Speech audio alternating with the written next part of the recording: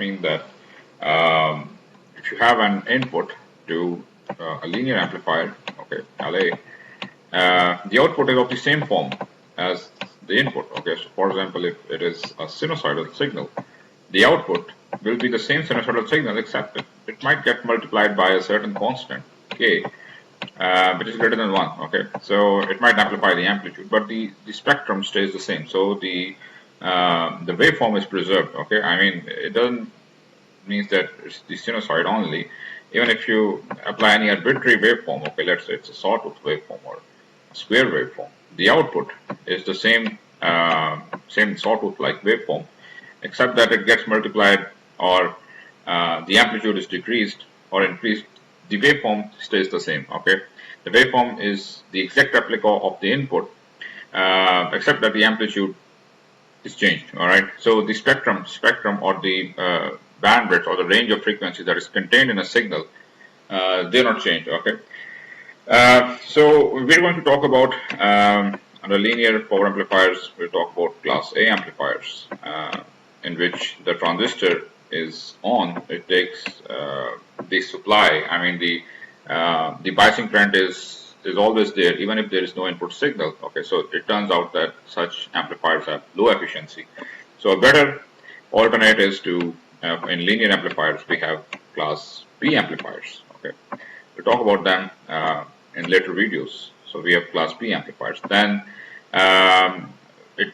in class B amplifier you will have a crossover distortion. Okay, and to alleviate that problem, we have a better class that is known as class AB amplifiers. Okay, so let's start with class A amplifiers.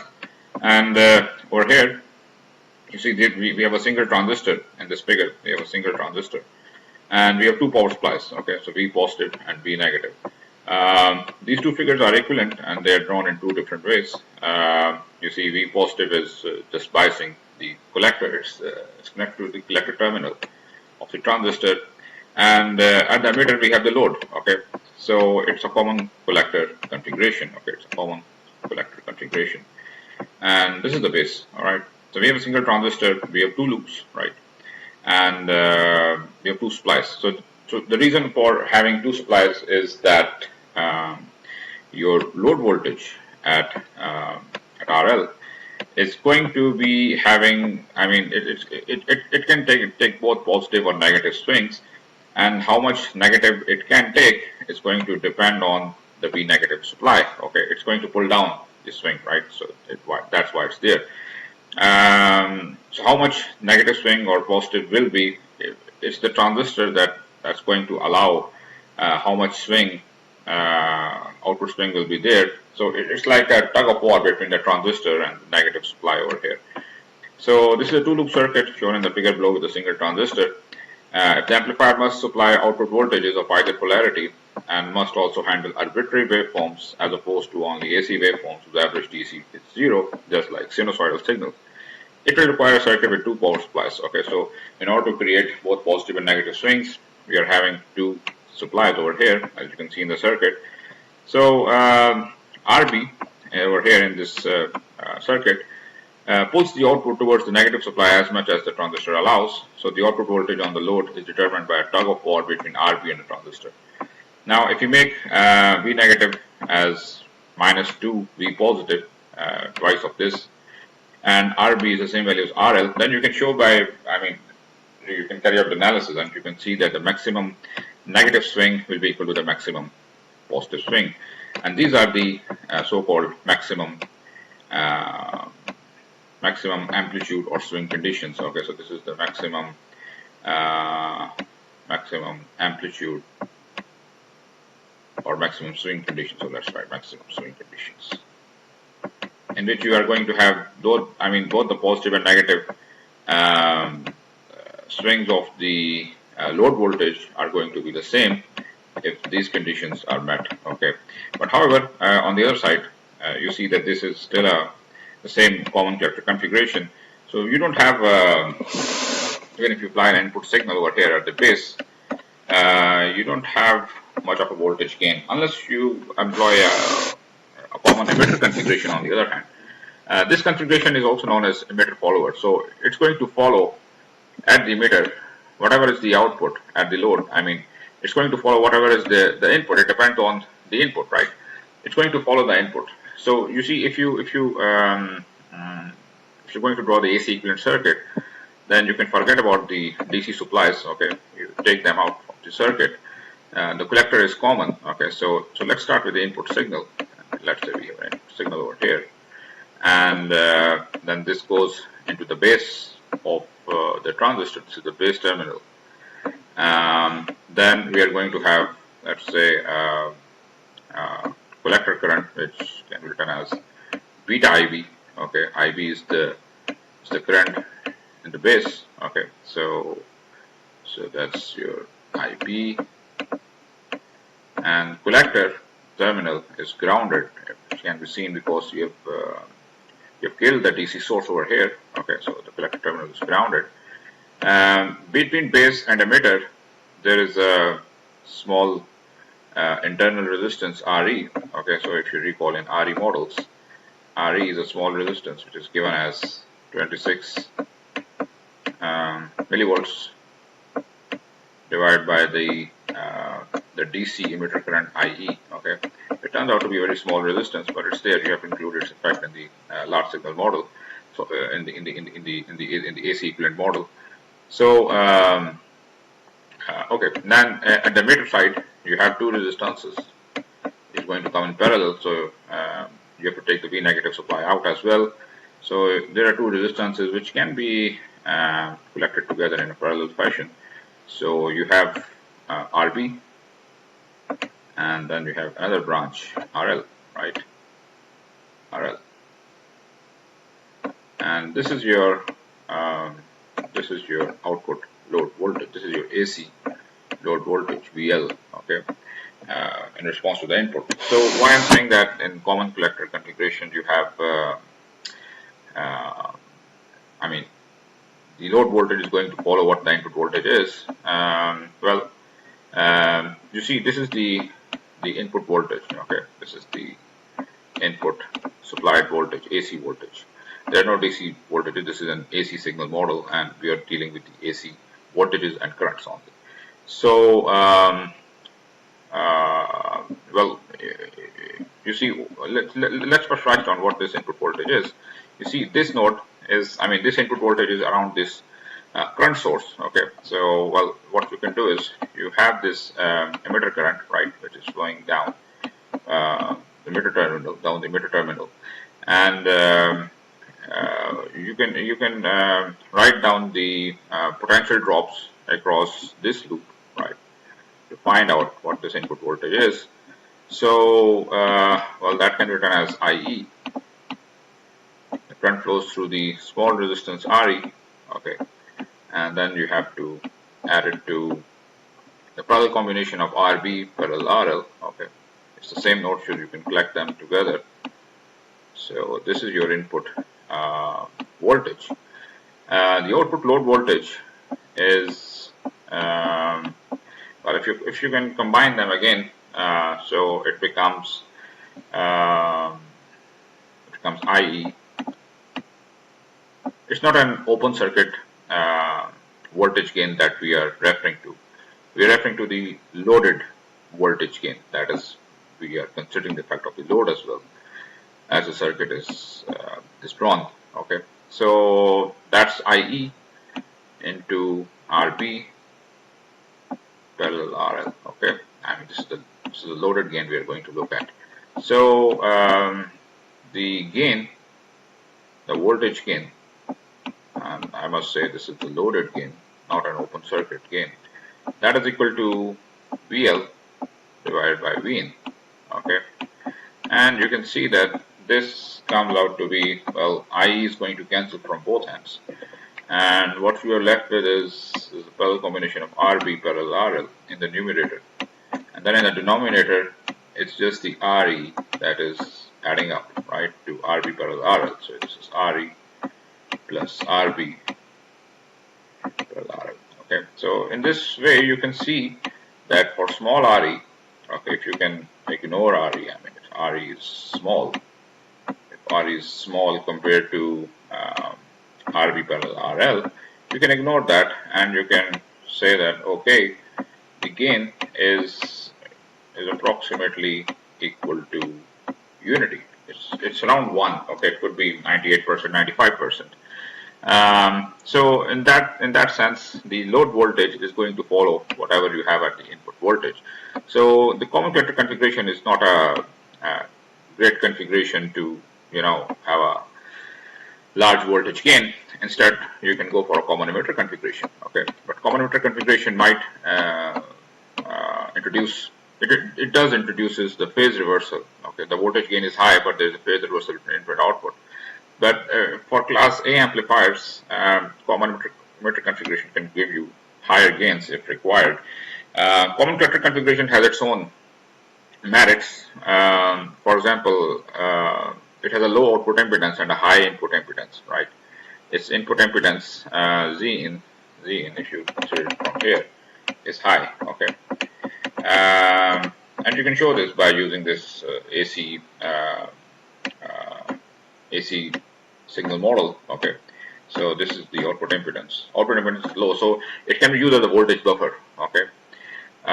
So it's not going to load the output stage, for example. So it has its own perks. But what's going on if you look at the DC scenario is that the transistor is deriving the current from the supplies, from both the supplies, V positive and V negative, all the time, even if there is no input signal, right? I mean, if I remove the input signal, you still have the supplies, right?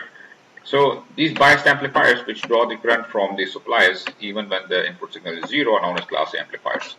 So that means the amplifier is not being switched off, and that creates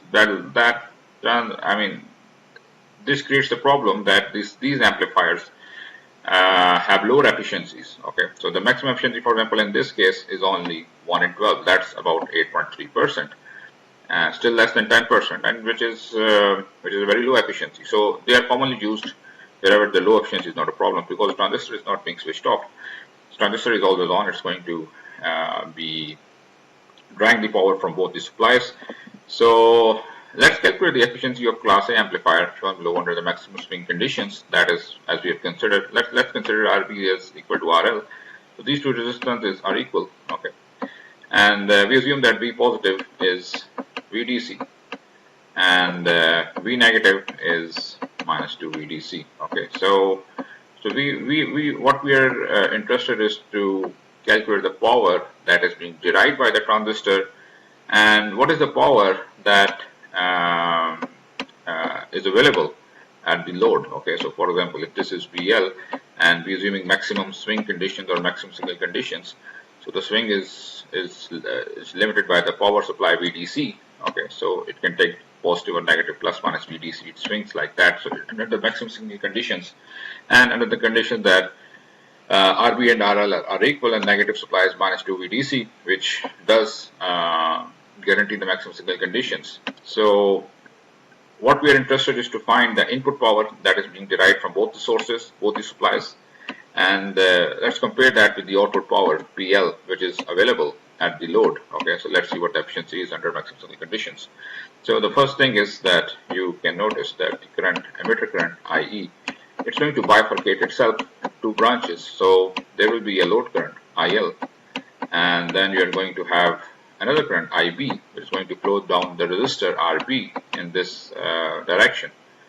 So you can write you can apply the KCL at the load load node, and you see the current is bifurcates into IB and IL. Okay, so what is IB? Well, IB is you have to take the difference. You know that under maximum signal conditions, the load voltage is VDC cosine omega t. So that this term is over here, minus of V negative, that is 2 VDC. So it becomes plus 2 VDC over RB, right? So that's your IB, and so this IB is the current that is coming from the negative supply. Okay, so if you take this is the averaging operation. Okay, so if you take into account the power that the transistor is deriving from the negative supply, well, that's 2 VDC into IB. So you just substitute whatever is the value of IB over here in the expression and expand this. So this is an averaging operator. So you just have to multiply 2 VDC over here, so it becomes 2 VDC squared cosine omega t plus 4 VDC squared. Now you must recall that average of cosine or sine omega t over one cycle is 0. Okay, so the average is 0. The DC value of cosine or sines are 0. So the first term is out, okay, and you're left with the last term, that is 4 VDC squared or RB, and this gives the power which it derives from the negative supply, because it's deriving the current all the time. It's deriving the current from the negative supply. It doesn't matter if the input signal is there or not, but it tends to drive the power from both the negative and positive supplies. In this case, this is the current from negative supply, and that's how you calculate the average power. This is the average power that is being drawn from the negative supply by the transistor. Okay, then to calculate the power being drawn from the positive supply, you need to know what is the collector current. Okay, and this collector current is almost equal to IE. Okay, I mean IE is about, there could be 2 or 3% difference, but you can take this IC as IE for convenience. And to calculate IE, you sum them up, both the currents IB and IL. So IB is the same, we have the same expression, so you just bring the expression over here. And then for IL, that is under the maximum signal conditions, you just divide VL by RL. So this is VL, this is VDC cosine omega t, and then you multiply this. Since IC is the same current as IE, so just multiply this with the positive supply of VDC to calculate the average powers being drawn from the positive supply. So this becomes VDC squared cosine omega t plus 2 VDC squared plus VDC squared cosine omega t over RL, right? Now this term is 0, okay, because the average of cosine term is 0, first term is 0, you're left with the middle term only, and that is 2 VDC squared over RB. Now to calculate the total power will constitute the power being drawn from both the supplies. So you will have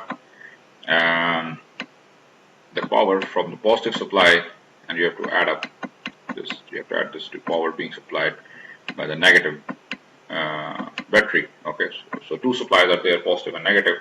You have to sum them up. So the total power, you have to add them up. The total power the transistor draws from the supplies, because of the current from both. So the negative supply is negative supply, it draws the current IB.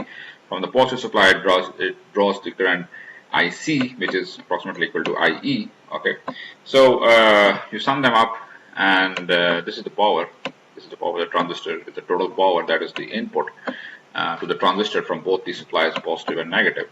So then under the maximum signal conditions, you know that the load is going to take both positive and negative swings limited by the DC supply. That is VDC under maximum signal conditions is VDC cosine omega t. And you can see why it's a linear amplifier, because if the signal is at the same frequency as omega, the output is again at the same frequency omega, okay, but its swing is being determined by the supply, okay, it's limited by the supply. So it's a linear amplifier. The frequency, there is no harmonic content at the output, okay.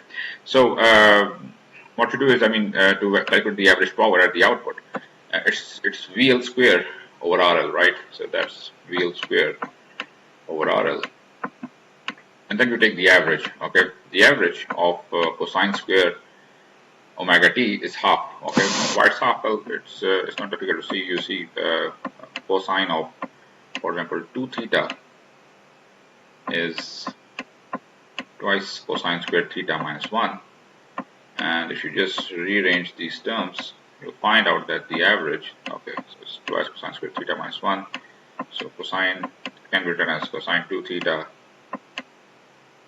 divided by 2 plus half is cosine squared theta, okay.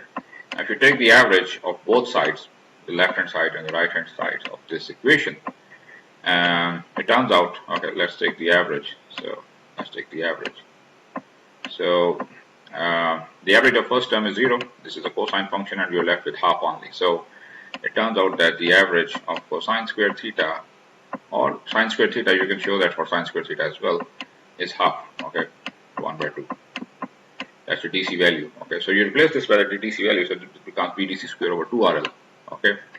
Now, if you compare this efficiency of this amplifier, that is the power that is available at the load divided by the total power the transistor is drawing from both the suppliers, it's drawing the current from both the suppliers all the time, and under the conditions that RL is equal to RB, now you compare those terms, well, VDC square is out, and this cancels out as well, and this leaves you with 1 by 12, which is about 8.3%. Okay, so you can see under maximum signal conditions, in which you can have both positive and negative swings limited by the DC supply, Class A amplifier has a very low efficiency. Its efficiency is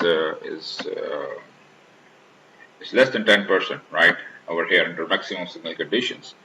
So a better alternative is to consider Class B amplifier or Class AB amplifiers, which we are going to discuss later on. But the reason for having low efficiency is that the transistor is drawing the power, is drawing the current, okay, from both the supplies. So from this supply, it's drawing the current IB, and from the upper or the positive supply, it's going to draw the current IC. And this current is being drawn by the transistor even if there is no input signal. I mean, even if the input signal is 0, there is no base current. So it's going to draw the power all the time, and that's why the input power is large. Okay, and input power is large, and that brings down the efficiency of the transistor. Okay, so that's the reason.